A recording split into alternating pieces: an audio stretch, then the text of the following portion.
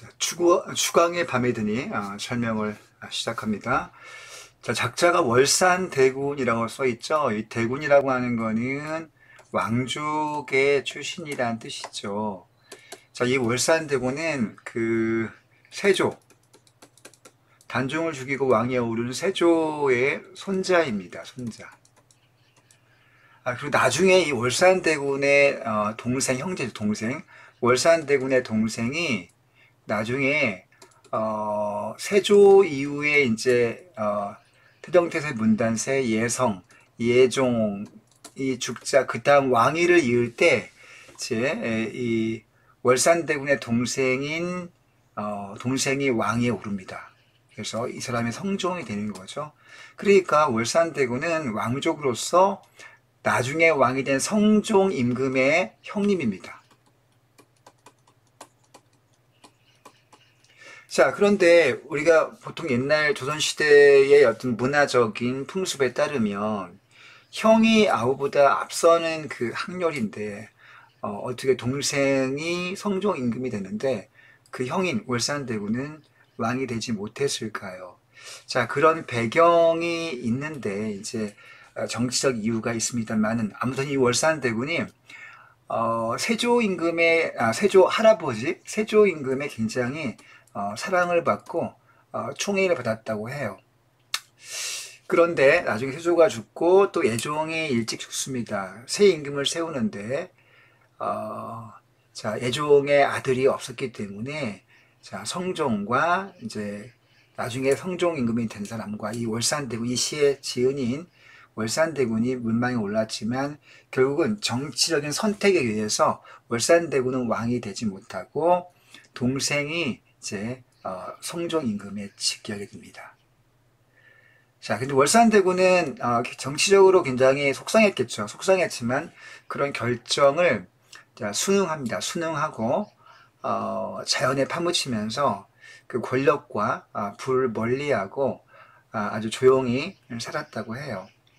자, 이 시조 추광의 밤이 드니 역시 그런 월산대군의 개인적인 전기 과정과 또 권력과 불을 멀리하는 것이 이 사람의 유일한 어떻게 보면 선택이라고 할 수밖에 없겠죠.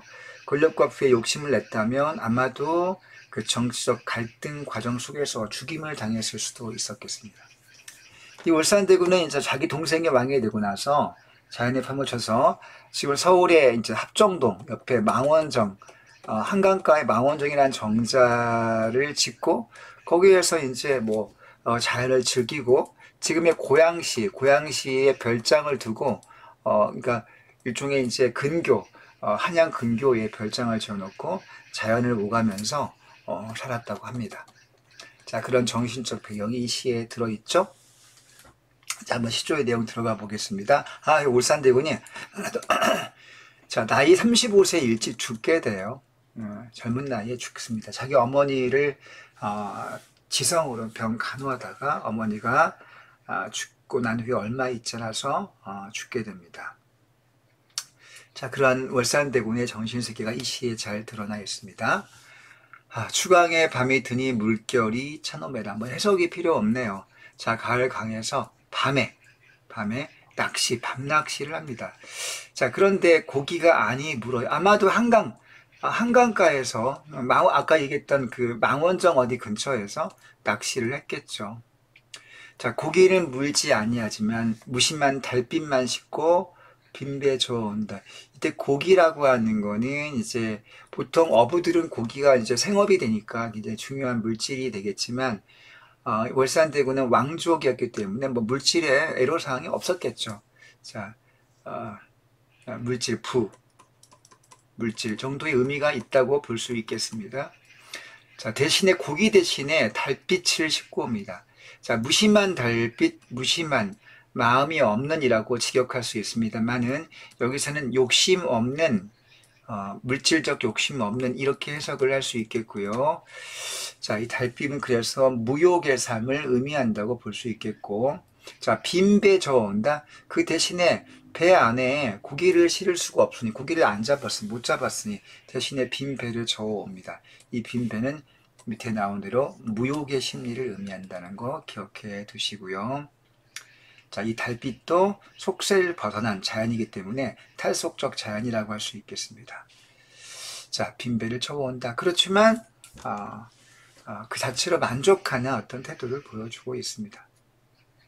자, 갈래 볼게요. 당연히 평시조이고, 자, 가을밤에서 강에서 낚시, 자연에서 낚시를 즐기고 있고, 자, 그거를 즐기기 때문에 풍유, 자, 유유자적 한가롭게 논의는 것, 자, 물력을 초월한 초탈한 정신세계를 보여줍니다. 자연 속에서 한가로움과 풍유를 즐긴다. 자, 풍류, 낭만, 탈속, 한정, 한정이란 말은 한가로운 정서란 뜻이죠. 자, 설명을 마칩니다. 자, 이제 홍랑의 몇 벌을 가려 꺾어를 정리해 보겠습니다. 자, 홍랑은 선조 때의 기생이죠, 기생. 자, 기생이 조선시대 전기에 사대부가 중심이 되었던 그런 시조 작자층에서 좀 확대가 된 거죠. 작자층의 확대를 우리가 알 수 있는 그런 시조로 볼 수 있겠습니다. 자, 기생들도 물론 직업적으로는 양반들, 관리들을 술 접대하는 그런 일을 했지만 감정에 있는 사람이기 때문에 좋아하는 남자가 있을 수 있죠. 자, 그런 사랑하는 님에 대한 애절한 그 마음을 잘 표현한 시조가 되겠습니다. 자, 묘라고 하는 거는 산이란 뜻이죠. 버들나무. 여러분, 버드나무는 이렇게 그 호숫가나 물가에 보면 이렇게 가지가 축축 늘어진, 그런 가지가 가늘고 늘어진 그런 나무죠. 버들나무 가지가 되게 부드럽고, 뭐 장식으로 옛날에는 그 집안의 장식으로 쓰이기도 했습니다. 그 산에 있는 버들나무를 가려, 자, 좋은 것으로 골라서 꺾어 보낸다, 님의 손대. 그럼 이때 님의 손대를 해석을 주의해서요. 님의 손에 이런 뜻이 아닙니다. 자, 의손대라고 하는 건 조사인데, 부사격 조사인데, 뭐뭐에게란 뜻입니다. 자, 의손대 해석을 주의하세요. 자, 그리고 이 첫 번째 문장 속에는 몇 보들을 가려 꺾어 님의 손대 보내노라. 이 님의 손대가 사실은 부사어로서 서술어 보내노라 앞에 들어가야 되는 거죠. 자, 단어의 순서가 뒤바뀌어 있습니다.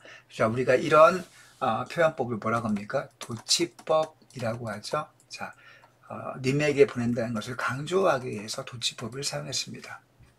자, 보낸 다음에 맷 버들나무 가지를 자신은 창밖에 심어두고 보세요.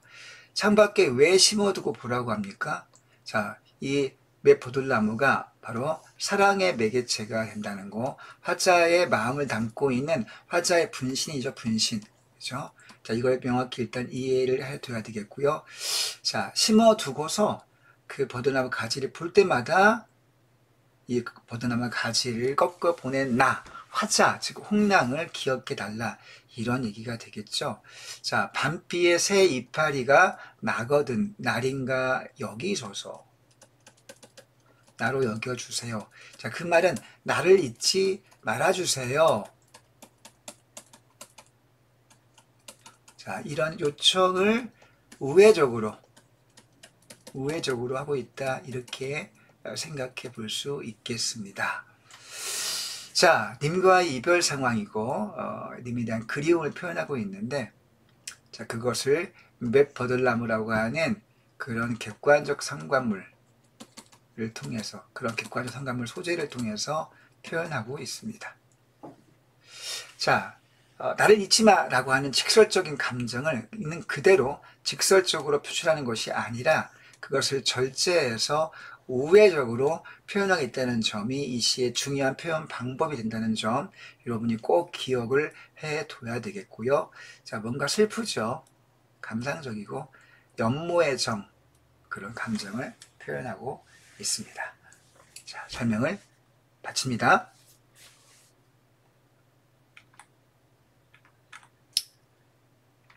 자, 황진의 시조 청사는 내 뜻이오를 설명하겠습니다. 다 알다시피 황진이 역시 중종 때, 중종 때의 기생이 되겠고요. 앞에 설명했던 홍랑의 매법을 가르쳤고의 기생 작자와 같은 맥락이죠. 자, 어떤 조선시대를 대표하는 유명한 기생이었던 황진이가 이 시조에서 어떤 어떤 정서를 표출하고 있는지 내용을 들어가 보겠습니다. 자, 청사는 내 뜻이요. 자, 푸른 산은 내 뜻이요. 여러분, 푸른 산은 보통 산은 이제 물론 가을에 단풍 들어서 겨울에 이제 잎이 지기도 하지만 우리나라 산에는 이 낙엽수, 단풍나무만 있는 게 아니고 침엽수도 많죠. 그래서 겨울에도 색깔을 잃지 않습니다. 푸른 산은 사계절 내내 색깔이 변치 않는다. 자, 청산처럼 변함없는 사랑을, 자, 님에 대한 변함없는 사랑을 상징적으로 표현했죠. 청산은 내 뜻이요, 녹수는 님의 정이다. 자, 녹수는 흘러가는 물인, 푸른 물인데, 이런 흘러가는 물은 어때요? 바위를 만나면 돌아가고, 또 고개를 만나면 또 돌아가고, 이렇게 환경에 따라서 수시로 변하는 게 흘러가는 시냇물, 강물의 특성이지 않습니까? 따라서 녹수는 변화무쌍한, 즉 가변적인 어떤 속성을 지니고 있고요. 청산은 변함없는, 즉 불변적인 속성을 표현하고 있습니다. 자, 청산과 녹수가 다 알다시피 의미상 대조가 되겠고요. 자, 글자 수의 배로도 보면 앞뒤의 글자 수가 대꾸를 이루고 있습니다. 자, 초장에 대조와 대꾸가 나타나고 있네요. 자, 화자의 불변사랑, 불변성, 님의 가변적 유동적 사랑. 표현법 두 가지는, 일단 이게 청사는 불변의 사랑을, 녹수는 가변적인 어떤 태도를, 비유, 즉 은유법이 사용되고 있고요. 이걸 상징이라고 볼 수도 있겠습니다. 그 두 개 단어의 의미가 내용상 반대가 되기 때문에 대조법이 사용됐다고 또 볼 수 있겠고요. 아까 얘기했듯이 또 대꾸가 되고 있습니다. 중장 보겠습니다. 녹수 흘러간들 청산이야 변할수인가. 글자가 2, 4지만 플러스 마이너스 1이 허용되기 때문에 자, 녹수도 문제는 없습니다. 자, 녹수는 흘러가지만 청산은 변할수인가. 자, 변할수인가, 변하겠는가, 서리법으로 표현되고 있습니다. 녹수도 아마 청산을, 내가 님을 잊지 못하는 청산인데 아마도 녹수도 나를, 청산을 못 잊어서 울면서 예어, 자, 예어는, 자, 예다는 지내다, 지나가다, 살다, 이런 뜻이죠. 녹수도 청산을 못 잊어서 울면서 지나갈 것이다, 가는구나. 자, 이렇게 영탄법으로 표현을 하고 있습니다. 자, 녹수가 어떻게 웁니까? 화자가 울고 싶은 마음을 녹수한테 대신 집어넣었네요. 자, 녹수는 푸른 물인데, 즉 사물인데 운다는 감정을 갖고 있으므로 감정이입이 되겠고, 자, 의인법이 되겠습니다. 자, 평시조가 되겠고, 주제는 님에 대한 변화없는 사랑을 다짐하고 있네요. 자, 예상적, 감상적, 비유, 상직, 연정가가 되겠고요. 아까 얘기했죠. 비유, 자, 청산과 녹수의, 자, 불변과 유동성, 가변성, 대조가 되면서, 자, 비유 중에서 은유법이 사용됐고요. 자, 아까 얘기했듯이 대조법과 감정이입, 서리법, 그리고 자연물의 속성을 활용해서 화자의 시적 대상의 면모를 대조하고 있다. 화자는 청산으로, 시적 대상, 즉 님은 녹수로 대조하고 있다. 자연물의 속성을 통해서, 대조를 통해서 정서를 표현하고 있다. 자, 이렇게 표현법상의 특징을 정리해 볼 수 있겠습니다. 자, 여러분, 여기서 이제 감정이입이 나는데, 이 감정이입의 이 표현법이요, 문제에서 많이 출제가 될 수 있기 때문에 감정이입이 사용된 여러 시조를 더 확장해서 정의를 더 해볼 필요가 있겠습니다. 자, 한번 볼까요? 자, 감정이입이 나타나는 시가 구절을 한번 더 추려서 합쳐 정리해 봤습니다. 자, 우리가 익히 알고 있는 청산별곡이라는 고려가요. 청산별곡에, 자, 1년에 우러라 우러라 새요. 2연에 청산별곡이 2연이죠. 자곤 일어 울어라 새어 이런 구절이 나오는데 자 울어라 우는구나 새어 자고 일어나 우는구나.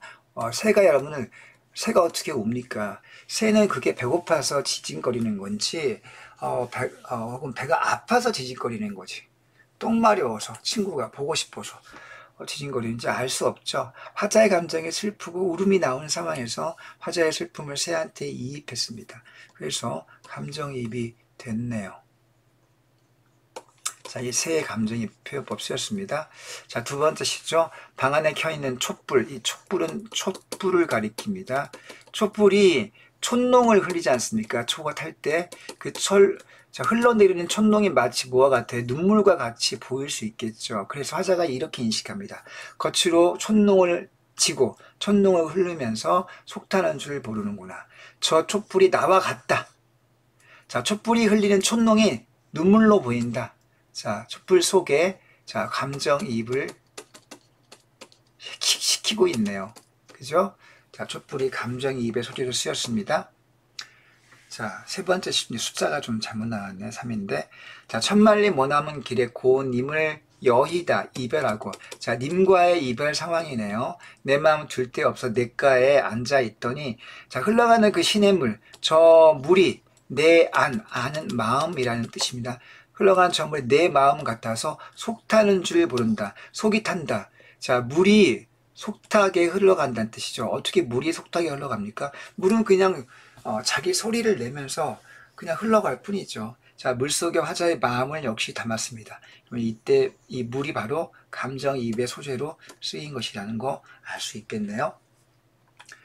자, 네 번째 시죠. 간밤에 울던 여울은 시냇물이란 뜻입니다. 자, 이 시냇물 역시 슬피 울어. 역시 또 울고 있네요. 자, 여울이 울고 있다. 이렇게 옆에 감정이입된 단어. 자, 울다. 자, 속탄다. 눈물 흘린다. 또 새야 울어라. 자, 울어라. 이와 같이 이렇게 밑줄 그은 울어라. 눈물 짓다, 속타다, 울어와 같이 우리가 이걸 가리켜서 감정 표지 단어라고 해요. 이런 감정 표지 단어가 나타나고 옆에 사물, 물이라는 사물, 여울이라는 사물, 촛불이라는 사물, 쇠라는 사물. 자, 이런 사물이나 자연물이 동시에 제시가 되면 이입이 성립하게 되겠습니다. 자, 이런 방법으로 여러분 감정이입의 사용 여부를 판단할 수 있겠고요. 자, 그 다음 다섯 번째.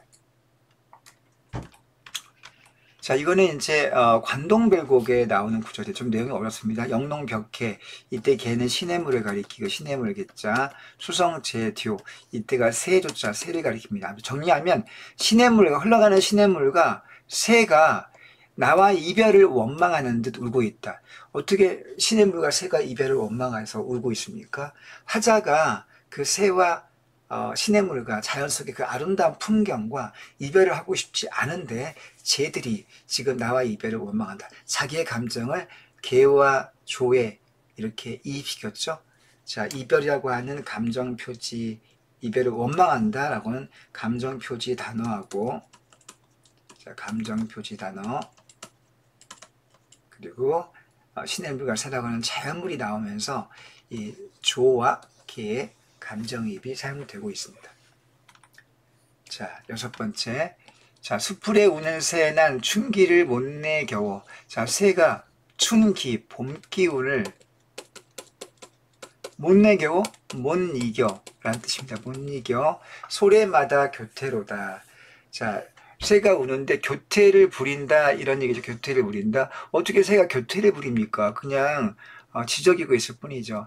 자, 봄이 와서 그 봄 경치의 아름다움을 보고 화자가 너무 기분이 좋은데 그 기분 좋은 표현을 그 감정을 새한테 이입시켰죠. 그래서 자, 교태를 부린다 감정 표지 단어 새 자연물. 자, 이렇게 감정 표지 단어와 사물 자연물이 동시에 있으면 감정이입이 성립한다고 했죠. 자, 이렇게 해서 감정이입된 소재, 촛불, 물, 여울, 개, 조, 새. 자, 이런 것들로 우리가 확인을 해보면 되겠네요. 자, 황진의 시조자 설명을 마치겠습니다. 자, 다음 다음 시조 계랑의 이와우 흩뿌릴제를 보겠습니다. 계랑 역시 기생입니다. 기생이고요. 자, 기생의 어떤 솔직한 감정, 구체적인 현실적인 감정, 이런 것들이 잘 드러나고 있네요. 진솔하게 감정을 드러냅니다. 양반 사대부의 시조같이 뭐 그럴싸하게 관념적으로 이렇게 폼 잡지 않고, 자, 솔직하게 표현합니다. 자, 이화의 뿌릴제. 자, 여러분, 이화오는 이화가 백꽃, 우리 먹는 배 있지 않습니까? 먹는 배. 자, 이 흰색의 꽃이 되게 아름다운데 벚꽃하고 비슷하게 생겼어요. 되게 예쁩니다. 5월달에 핍니다. 그러니까 백꽃이 빛처럼 흩뿌려 내린다? 자, 지금 이게 하강 이미지가 쓰였네요. 여러분, 백꽃은 색깔이 흰색인데 그 흰색의 꽃잎들이 밑으로 떨어집니다. 마치 이게 어떤 걸 연상시킵니까? 자, 눈물을 연상시키는 거죠. 그만큼 슬프다 얘기죠. 자, 그럼 봄날에 님과 이별했습니다. 자, 봄에 이별이 일어났어요. 자, 그런데 자, 추풍 낙엽에 저도 날 생각난가. 자, 추풍, 가을바람에 낙엽치는 가을에, 자, 바람에 낙엽치는 가을까지도 저 님도 나를 생각하고 있는가. 자, 가을까지도 아직은 잊지 못하고 있네요. 여러분, 그렇다면 봄에 이별을 해서 가을까지 잊지 못하고 있다. 초장과 중장을 보면 여기엔 초장과 중장에 어떤 시간적 거리감이 있습니다. 시간적 거리감을 통해서 정서를 표현하고 있다. 자, 이렇게 정리해 볼 수 있겠고요. 자, 천리의 외로운 꽃만. 자, 님과 하자 사이에 천리라고 하는 공간적 거리. 자, 우리가 이거를 정서적 거리 혹은 공간적 깊이 혹은 공간적 거리, 이런 문학적인 용어를 사용합니다. 실제 거리가 아니에요. 이건 실제로 천리는 몇 킬로입니까? 400킬로? 4킬로와 10리. 자, 100리면 40킬로. 400킬로 맞네요. 자, 서울에서 부산 정도의 거리 조금 못 미치지만 아무튼 그렇게 실제 거리를 가리키는 게 아니라 정서적 거리, 공간적 거리를 의미합니다. 자, 천리에 멀리 떨어져 있는 그 님과 나 사이에 외로운 꿈만 오락오락한다.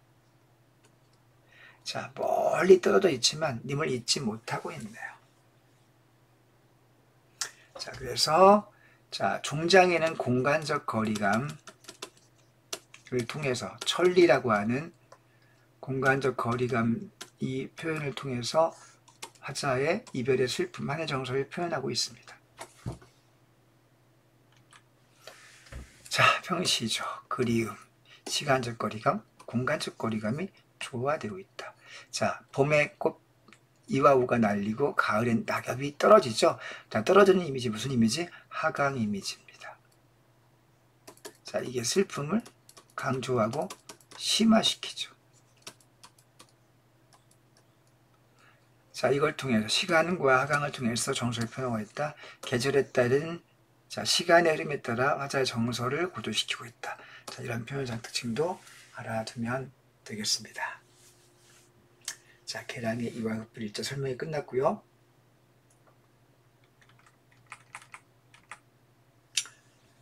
자, 어이 못 얻온다. 작자 미상의 시조인데 길을 보니까 초, 중, 종장으로 되어 있긴 한데, 자, 중장이 특히 길이가 길어지고 있네요. 이걸 가리켜서 사설시조라고 하죠. 자, 본문 들어갈게요. 어이 못 오돈다. 자, 2, 4, 4, 4. 초장은 사음보가 지켜지고 있네요. 자, 글자 수도 뭐 3, 4조가 유지가 되고 있네요. 이 시조 같은 경우에는 자, 중장에서는 이것이 깨집니다. 유지가 안 되고 중장에서는 깨지지만 초장에서는 적어도 대체로 지켜지고 있습니다. 자, 어이 못 얻온다, 이때 던다, 니은 다는요, 의문형 어미입니다. 오던가. 너 왜 못 오니? 자, 이렇게 서리법으로 묶고 있네요. 무슨 일로 못 오던가? 자, 반복 점층법이 쓰이고 있습니다. 두 번 나왔으니까, 못 오던다가 두 번 나왔으니까 반복법이고, 두 번 반복되면 화자의 정서가 고조가 되니까 점층법이 되겠습니다. 자, 너 오는 길에, 왜 못 오냐? 네가 오는 길에, 길 위에, 우희는 위에. 자, 무쇠로 성을 쌓습니다. 성을 쌓고 성 안에 담을 쌓고요. 성 안에 담을 쌓고 담 안에 집을 짓고, 자, 담 안에 집을 짓고 집 안에 두지. 여러분, 두지는 쌀을 담는 큰 나무 박스죠. 자, 이렇게 큰 상자를 나무로 짜가지고요. 다리를 만들고 여기에 이제 자물쇠를 채워서 이 안에다가 이제 쌀을 크게 이제 많이 채웁니다. 우리가 이거를 뒤주 라고 하죠. 뒤주. 여긴 두지라고 썼습니다. 표기가. 자, 두지를 놓고 그 두지 안에 글자 상자를 놓고 그 상자 안에 너를 결박 꽁꽁 묶어서 놓고 쌍배목 외걸쇠. 자, 걸쇠, 자물쇠를 채운다는 거죠. 걸쇠의 자물쇠로 수기수기, 깊숙이 잠갔더냐. 네가 어찌해서 그리 아니 오는 것이냐. 라고 해서 님이 오지 않은 이유를 상상해보고 있습니다. 상상해보고 있는데 기발한 발상으로 표현하고 있죠.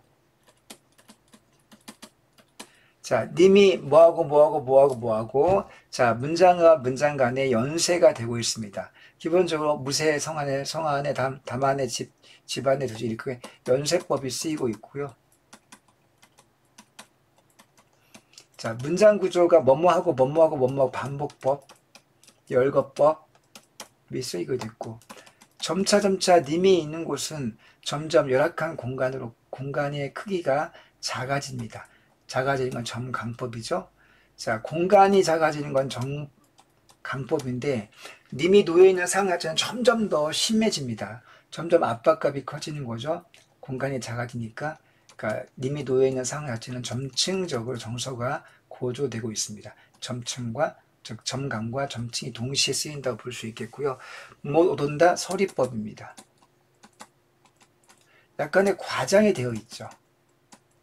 자, 이렇게 과장된 표현이 님이 왜 안 온대? 담 쌓고 뭐 쌓고 하고 이게서 부른데 이런 과장법이 웃음을 유발시킵니다. 해학이 담겨있네. 해학이. 과장과 해학. 자, 붙들려 있어서 못 온데 일종의 골개도 있다고 볼 수 있고요. 님을 풍자하고 있지는 않습니다. 풍자는 없고 해학과 골개, 과장만 있습니다. 자, 이런 것들이 웃음을 유발시킨다는 점. 자, 종장 가볼게요. 한 달이 30날, 한 달이 30일이나 되니 날 보러 올 할리. 이때 하루란 뜻이면 할리. 하루가 없으랴? 없겠느냐? 너 있는데 왜 안 오니? 녀석아. 자, 이렇게 님을 원망하는 태도, 정서를 보여줍니다. 자, 님을 기다리는 안타까운 마음이 표현되고 있습니다만은 오지 않은 이를 의심하죠. 원망하고 있는 가상 상황을 설정해서 의구심, 즉 의심과 원망의 정서를 표현하고 있습니다. 자, 해학과 과장이 있다. 열거, 연쇄, 점강, 과장, 서리 아까 했니 얘기했죠. 자, 화자가 이렇게 열거와 연쇄를 사용하니까 운율이 생겨났고요. 자, 이렇게 상상을 길게 제시한 이유가 뭘까요? 자, 길어진 이유는 아까 선생님이 얘기했죠. 뻔합니다. 뭐 하기 위해서? 율기역의 제약.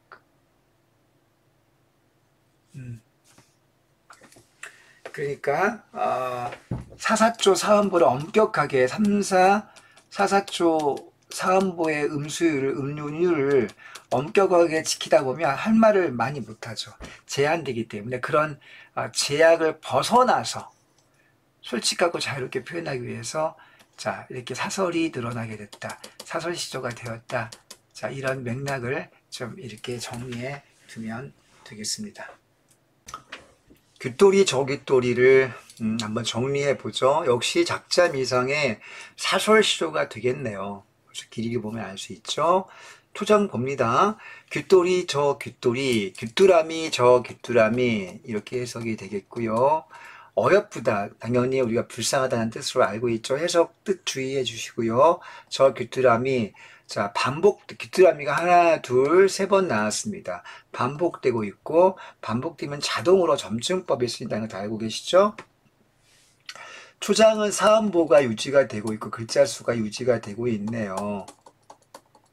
자, 중장부터는 음보와 운율이, 음수율이 깨지게 되겠습니다.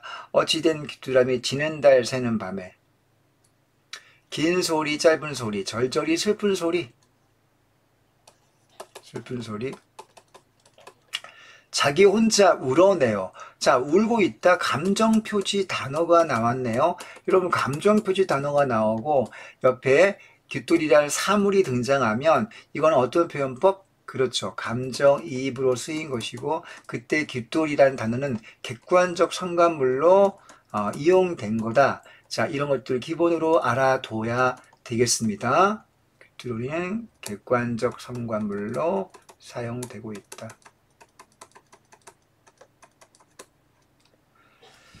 제 혼자 울어내요. 내다라는 말 해석 주의하세요. 지내다, 살다 이런 뜻입니다. 울어 지내면서 사창. 이런 사창은 한자를 지역하면 사라고 하는 건 비단사자가 되겠고요.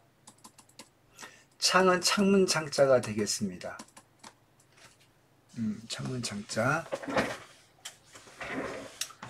자, 그러니까 비단 창문이란 뜻입니다. 여러분, 비단으로 창문을 만든다고 하는 거는 예쁘게 장식을 했다라는 뜻인데요. 비단 창문을 창문으로 하고 있는 그런 방은 보통 여인들의 방을 가리키기 때문에 사창이라 하면 여인의 방이라고 그렇게 의미를 이해해 두는 게 좋겠고요. 그 사창 여인의 방에 여윈잠, 여위다라고 하는 건 이제 가냘프다라는 뜻인데요. 가냘픈 잠, 문맥을 따라 의역을 좀 해본다면 어렵게 든 잠이 되겠습니다. 우리가 잠이 쉽게 오지 않을 때 뒤척이게 되고 겨우겨우 이제 힘들게 잠이 드는 경우 간혹 있죠. 우리가 그것을 여인 잠이라고 할 수 있겠습니다. 자, 살뜰이도 깨우는구나. 자, 여러분 보통 이제 이 살뜰이는 알뜰살뜰 이럴 때 우리가 지금도 쓰는 표현인데, 이때 살뜰은 어떤 뜻입니까? 꽉 차게, 알맹이 있게, 살뜰하게, 그러니까 알차게라는 뜻입니다. 알차게.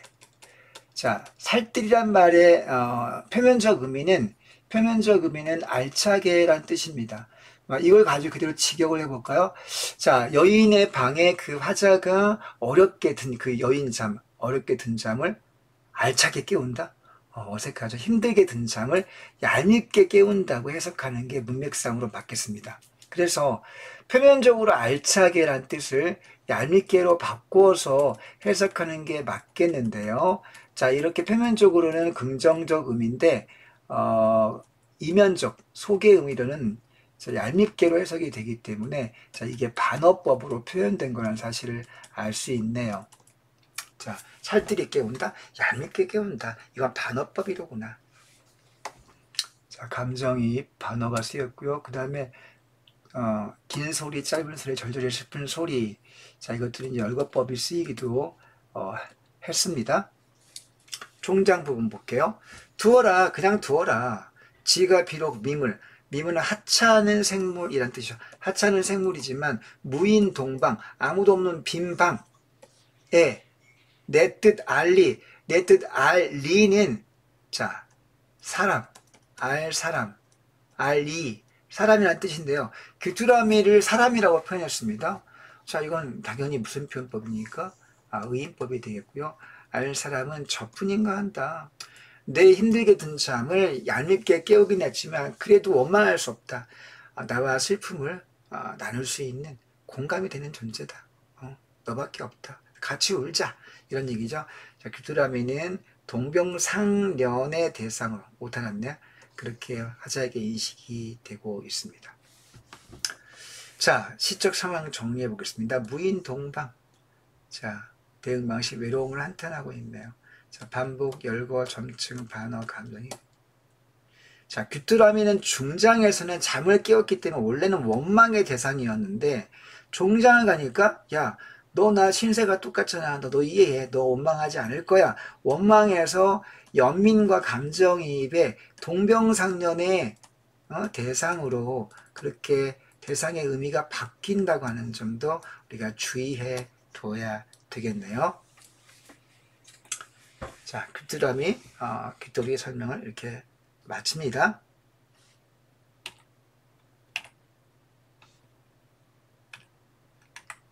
자, 강호사 시간은 별도의 동영상을 통해서 여러분들이 이해를, 설명을 좀 정리하시고요. 자, 이제 안서우의 유언 12곡을 정리해 보겠습니다. 네, 안서우의 유언 12곡을 설명하겠습니다. 이 작품을 이해하기 위해서 안서우라는 어떤 이 양반 사대부의 어떤 전기를 조금 살펴볼 필요가 있겠는데요. 안서우는 1664년에서 1735년, 그러니까 18세기 초 1700년대 초 시대를 산 사람인데요. 이 사람은 이제 태어난 지 30세니까 31세에 문과에 급제합니다. 여러분들 31세에 문과에 급제한 거는 굉장히 아주 빠른 편도 아니지만 아주 느린 것도 아니고 공부를 되게 잘하는 사람이었습니다. 이 정도의 능력이면 굉장히 머리가 좋은 학자라고 기본적으로 학자라고 볼 수 있죠. 네, 문과에 급제해서 태안 군수, 여러분 군수라고 하면 지금으로 치면은 뭐 군수, 그죠? 군수. 그리고 울산 부사하면 울산이라고 한다면 약간 큰 도시, 큰 어떤 행정구역 단위의 시장 정도가 되겠습니다. 그러니까 군수와 시장을 거친 거죠. 그 정도면 이제 관리로서의 경력을 쌓아간 과정인데, 당시 문과에 급제한 사람들은 나중에는 높은 벼슬까지 장관, 그 영의정 좌정까지 올라가는 과정을 거치게 되는데, 자, 어떤 그 성묘 종사 사건이라고 하는 어떤 정치적인 사건이죠. 여기 연루가 되어서 이제 찍힌 겁니다. 그래서 정치적인 어떤 갈등 관계에서 이제 쉽게 말하면 조금 줄을 잘못 섰다고 할까요? 아니면 갈등에서 어떤 파워 게임에 밀리게 됩니다. 그래서 30년 동안 더 이상 관직에서 승진을 하지 못해요.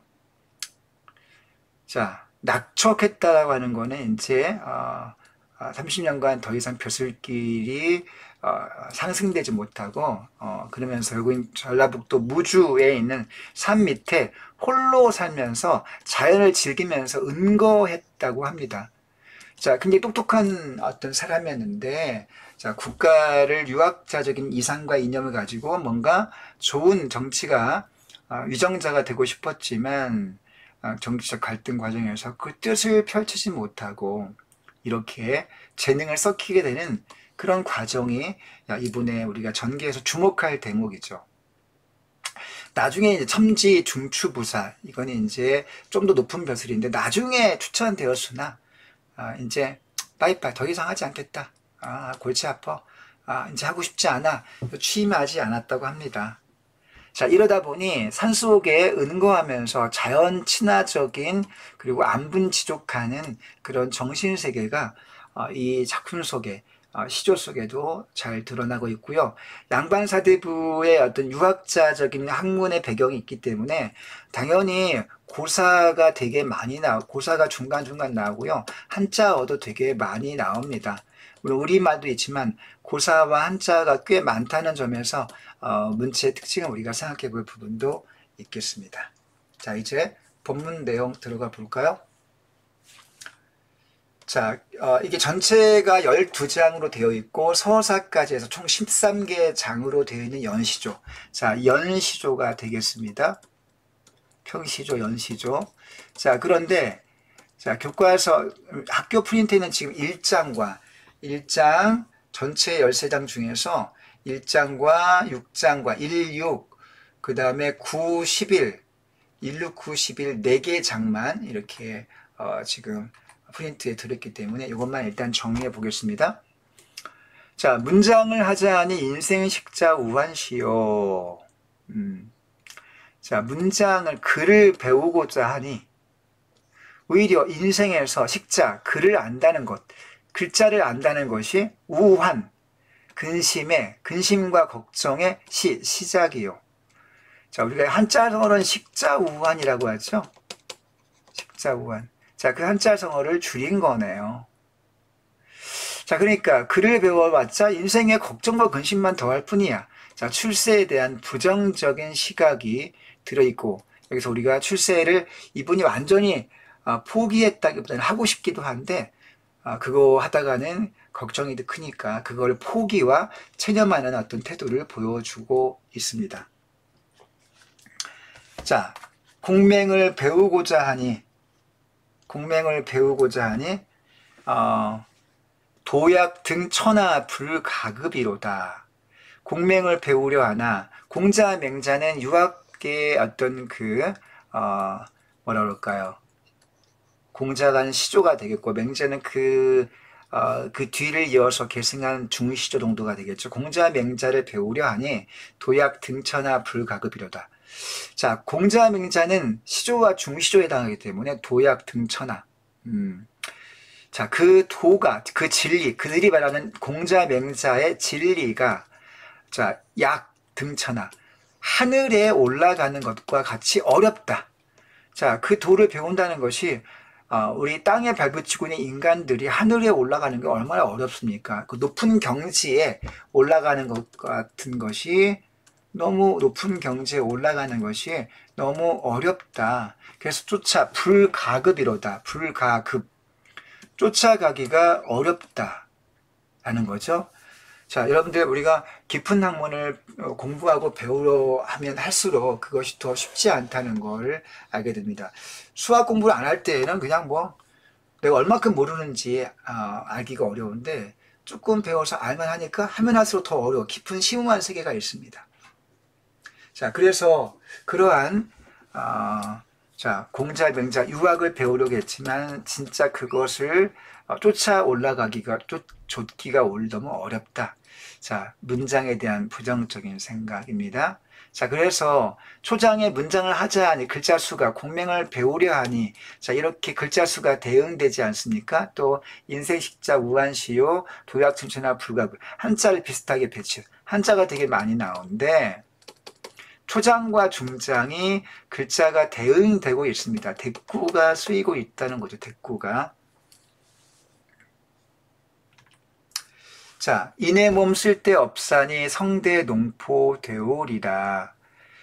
자, 이렇게 학문을 하고 싶었지만 근심의 시작이어서 체념을 하고 또 깊게도 공부를 하고 싶었지만 그것을 도를 깨우치기가 너무 어렵고 자, 이내 몸이 공명을 배우려 하는 것과 문장을 하자 하는 것에 그 어려움을 느껴서 이제 그만뒀겠죠. 중도에 포기하니 쓸데가 없습니다. 쓸데없으니 성대 농포 되오리라.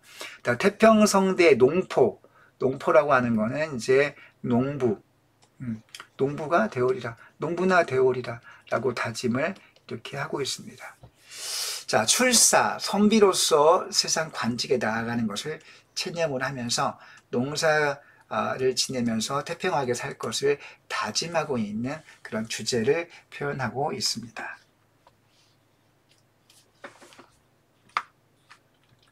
자, 그 다음 6장을 보겠습니다. 인간의 벗 이딴 말과 나난 알기 슬히여라. 자, 인간의 벗. 자, 인간은 여기서 휴먼을 가리키는 것이 아니고 휴먼이 아니고 뭐죠? 월드, 속세를 가리킵니다. 자, 속세의 친구가 있다고 하지만 나는 그런 친구를 알기가 싫다. 슬히여라, 싫구나. 영탄법이죠. 자, 물내에 벗 없단 말가. 자, 물이라고 하는 거는 물이 사물, 즉 속세를 가리키고요. 자, 그 외, 이 외자가 바깥 외자 아닙니까? 자, 한자로 바깥 외자인데 물과 외자의 뜻을 붙여 해석을 해보면, 자, 물내는 속세 바깥이란 뜻이죠. 속세 밖은 결국 뭘 가리킵니까? 자연을 가리키겠죠. 그러니까 물외가 자연을 가리키고 인간이 속세를 가리키니 인간과 속세는 무슨 관계입니까? 자, 대조 관계가 된다는 거 여러분 다 알고 있죠? 자, 그 속세 밖에, 즉 자연 속에 벗이 없단 말인가? 나는 알기 즐거워라. 나는 그 속세 바깥, 즉 자연 속에 벗을 아는 것이 즐겁다. 여러분 속세 바깥에 벗이 누가 있습니까? 자연의 벗, 그러니까 뭐 새일 수도 있고 나무일 수도 있고 꽃일 수도 있고 자 시냇물일 수도 있고 그렇죠. 이런 구름일 수도 있고 등등 이런 자연의 벗들을 아는 것이 더 즐겁다. 속세 친구들만 술 먹고 같이 놀고 그런 그때는 즐겁지만 놀 때만 즐겁고 돌아서면 남남이거든요. 그래서 화자는 이렇게 속세의 친구와 물외 즉 자연 속의 친구를 대조해서 표현하고 있습니다. 대조법. 속세의 친구는 부정적으로, 즉 자연 속의 친구는 긍정적으로 이렇게 바라보고 있다는 점 일단 기억을 해둬야 되겠습니다. 역시 그리고 대꾸도 동시에 쓰였죠. 대꾸와 대조가 드러나고 있습니다. 종장, 싫거나 즐겁거나 내 분인가 하노라. 자, 아무튼 자, 속세를 싫어하고 자연을 즐거워하는 건 그것이 바로 내 분수이지. 자, 자연과의 조화라는 삶을 추구함을 통해서 안분지족을 드러내고 있네요. 자, 안분지족의 태도. 자, 주제를 정리해 보겠습니다. 탈속적 자연 친화적인 삶에 대해서 만족하는 태도를 보여주고 있습니다. 자, 8장으로 넘어가 봅니다. 유종코 무시말산 아마도 풍진 한자가 많기 때문에 어려워 보이는데 뜻을 조금만 생각하면 오히려 쉽게 해석이 됩니다. 자, 유정코. 자, 유정이라고 하는 건 이 정자가 마음 정자이죠. 마음. 자, 감정은 있으나 감정은 있고 자, 감정은 있지만 사실은 이 고가 영어로 and라고 일단 직역되지만 문맥상으로는 벗으로 보는 게 더 해석이 쉽게 되겠습니다. 그러나 유정하고 감정이 있으나 무심말산. 무심이라고 하는 거는 관심이 없는 거죠. 마음을 주지 않는 것, 무심하다, 마음을 주지 않는 겁니다. 마음을 주지 않는 것은 아마도 풍진붕우.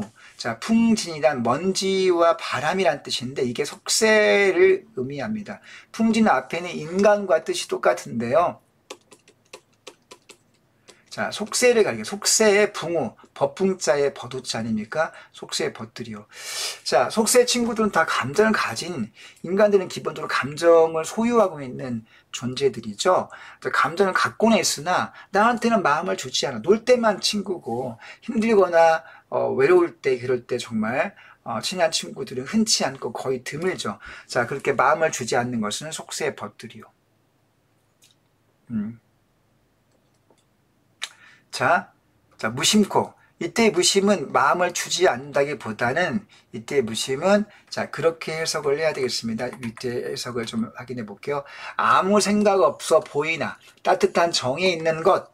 자, 아무 생각 없어 보이나 앞에 답 한번 적어 볼게요. 무심.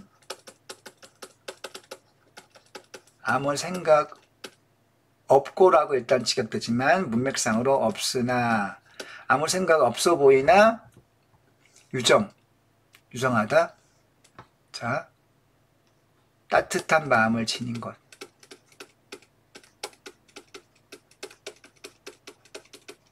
따뜻한 마음을 지닌 것은 아마도 강호, 자연의 구로. 자, 이 갈매기 구자 아닙니까? 갈매기 구라네. 갈매기와 로자는 여러분, 로자는 백로. 갈매기와 백로로다. 자, 그러니까 자, 초장과 중장을 보면 대조가 되고 있네요. 감정은 있으나 마음을 주지 않는 것을 속세에 버뜨리고, 반대로 겉으로는 아무 생각 없어 보이나 갈매기의 병도 무슨 생각이 있어 보입니까? 그러나 따뜻한 어떤 마음을 지닌 것은 자연 속에 있는 갈매기와 백로야. 역시 이것도 대꾸와 대조가 쓰이고 있다는 사실을 알 수 있습니다.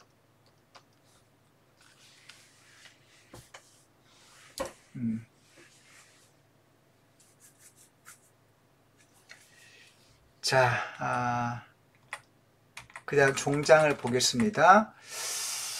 자, 대꾸와 대조 반복 보겠습니다. 이제야 작비금시를 깨달은가 하노라. 작비금시.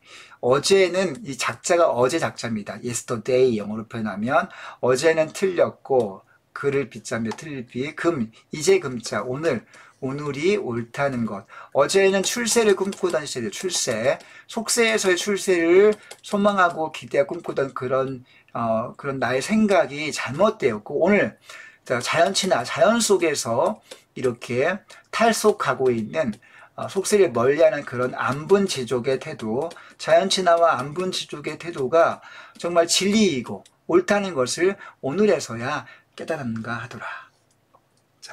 자, 이런 종장에서 화자의 태도가 집약되어 드러나고 있네요. 자, 속세의 벗은 사실 진짜 마음을 알아주지 않더라. 그렇지만 자연의 벗은 진짜 내 마음을 따뜻하게 안아주고 이해해준다. 자, 이런 태도를 주제로 정리해 볼 수 있겠습니다. 자, 9장 볼게요.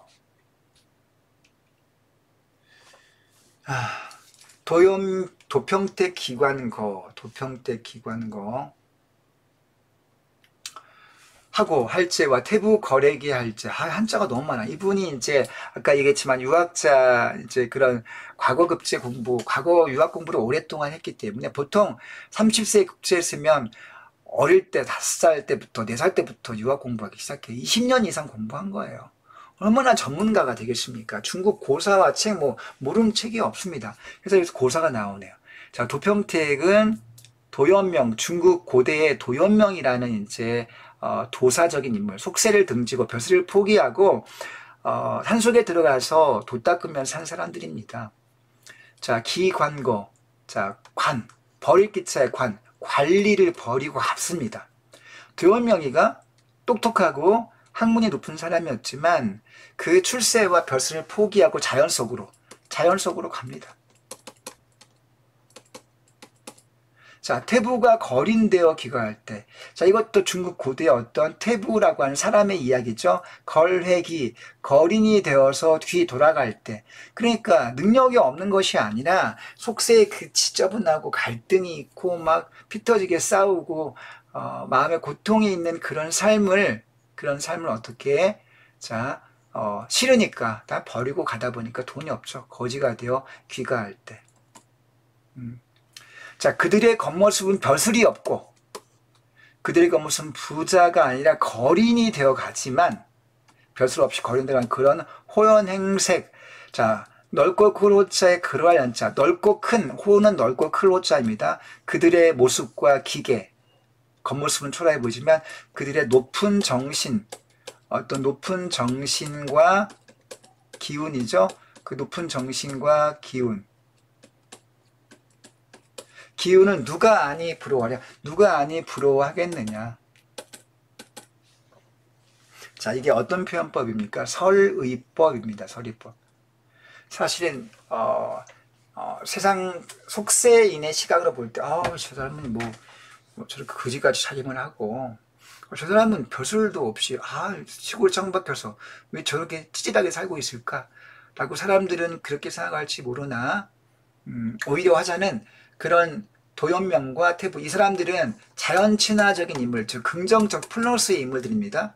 자, 이 플러스의 긍정적인 인물들을 자, 당연히 누가 아니 부러워하겠느냐. 부럽다는 거. 화자는 부러워한다는 얘기입니다.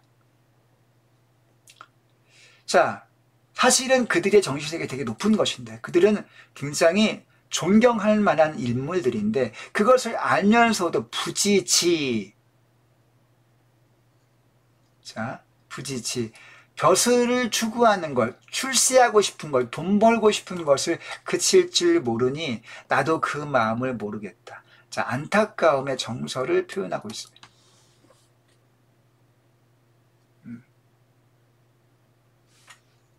자신도 그것을 알지만 그것을 어떻게?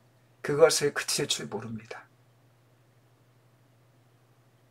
도연명과 태부의 고사를 알고 익히 알고 그들이 정신이 과연 존경받을 만 하다는 것을 머리로는 이해하지만 그것을 알면서도 그걸 포기하지 못해. 벼슬길 출세를. 자, 여러분, 이것은요 벼슬을 그만두지 못하는 마음, 안타까움과 한탄인데 사실은 화자의 내적 갈등을 보이는 거죠.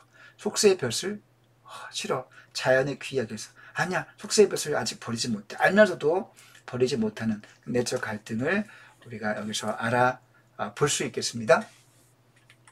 마지막 11장. 인간 풍우 다 하나 하니 무수일 뭐마나뇨. 자, 인간이 아까 휴먼이 아니라 월드, 속세를 가리킨다고 했죠. 속세의 어떤 바람과 비인데, 바람과 비는 역경과 시련의 상징적 의미가 있죠. 속세의 시련과 고통은 다 만을 따지자 많으니 무슨 일로 여기 속세에 머물 것이냐. 야, 세상 속세의 일이 너무 힘들어.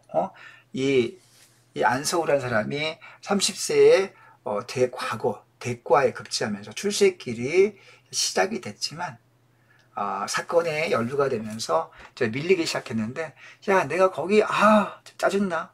고통 겪고 내 잘못도 아닌데 아무튼 맞물려서 인생의 어떤 쓴맛을 보고 그런 걸 알면서 내가 거기에 머물 이유가 뭐가 있느냐. 난 속세에 머물지 않겠다. 자, 서리법으로 자기의 의지와 정서를 강조하고 있습니다. 자, 물외 연하 족하니, 물외 아까 속세 바깥, 즉 자연을 가리킨다고 했죠. 자, 역시 이것도 대조가 되고 있습니다. 역시 대꾸가 나타나고 있네요. 대꾸 대조. 자, 기억을 해둬야 되겠습니다. 자, 물외 연하. 여러분, 연하는 직역하면 안개 연자에 노을 하자입니다. 자, 이건 자연이니까 플러스가 되겠죠. 풍우는 자, 반대 의미, 대조적 의미가 되겠어요. 풍우는 마이너스, 연하는 플러스. 족하니, 만족하니, 무슨 일로 아니가리. 내가 안개놀이 그렇게 아름답고 그렇게 마음에 평안함을 주는데 내가 어찌해서 거기 자연으로 가지 않겠느냐. 간다. 자, 공간을 대비하고 대조하고 있습니다. 대꾸설법을 썼네요.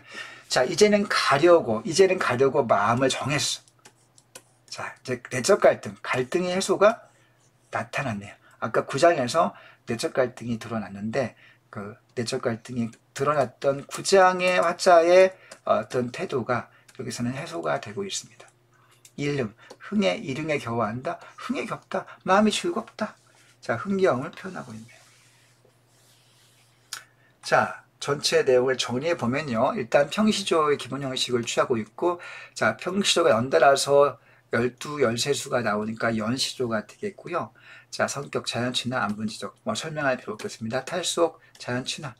자, 우리말보다는 한자가 많이 쓰였습니다. 중국 구조도 나옵니다. 자, 유사한 문장 구조가 반복되면서 운율이 형성되고 있죠. 서리법, 영탄법을 통해서 자, 흥치를 드러내고 있고, 자연물을 의인화해서 친근감을 드러냅니다. 대꾸, 대조, 열거. 자, 대조법 쓰인 거. 속세를 가리키는 말, 인간, 풍진, 자연, 물레, 강호, 연하. 속세 친구, 풍진, 풍호, 자연 친구, 강호, 구로. 자, 이런 대조법의 단어들을 기억을 해둬야 되겠습니다. 자, 여러분, 안서우의 유언 12고 정리 한번 해봤습니다. 잘 정리하시고 시험 때 좋은 결과 있기를 응원하겠습니다. 안녕.